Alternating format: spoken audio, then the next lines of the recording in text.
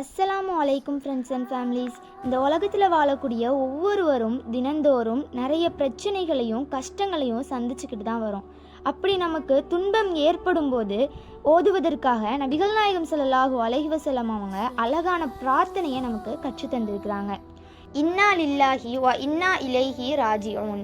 அல்லாஹும் மஅஜுர்னி ஃபி முசீபதி வ அஹ்லிஃப்லி ஹைரம் மின்ஹா. நாம் அல்லாஹுக்கே உரியவர்கள், அவனிடமே திரும்பிச் செல்பவர்கள். இறைவா, எனக்கு ஏற்பட்ட இத்துன்பத்தை நான் பொறுமையுடன் ஏற்றதற்கு கூலியை தருவாயாக, மேலும் இதைவிட சிறந்ததை பகரமாக தருவாயாக. சில சமயங்கள்ல நமக்கு ஏற்படக்கூடிய துன்பமானது ரொம்ப கொடுமையா, நம்மளால தாங்கிக்கவே முடியாம மனசு உடைஞ்சு போய் வாழ்க்கையவே வெறுத்து இருப்போம். அப்போ பேசாம செத்துடலாமா, மரணம் வராதா அப்படின்னு தான் நினைப்போம்.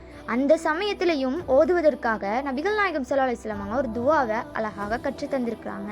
அல்லாஹும்ம அஹ்யீனி மா கானத்தில் ஹயாத்து ஹைரன்லி வ தவஃபனி இதா கானத்தில் வஃபாத்து ஹைரன்லி.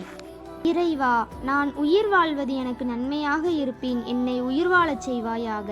நான் இறந்து போய்விடுவதே எனக்கு நன்மையாக இருப்பின் எனக்கு இறப்பை தருவாயாக. எனவே அல்லாஹ்வின் நல்லடியார்களே, எல்லா விஷயத்துக்கும் மரணம் அப்படிங்கிறது கண்டிப்பாக முடிவாக இருக்காது.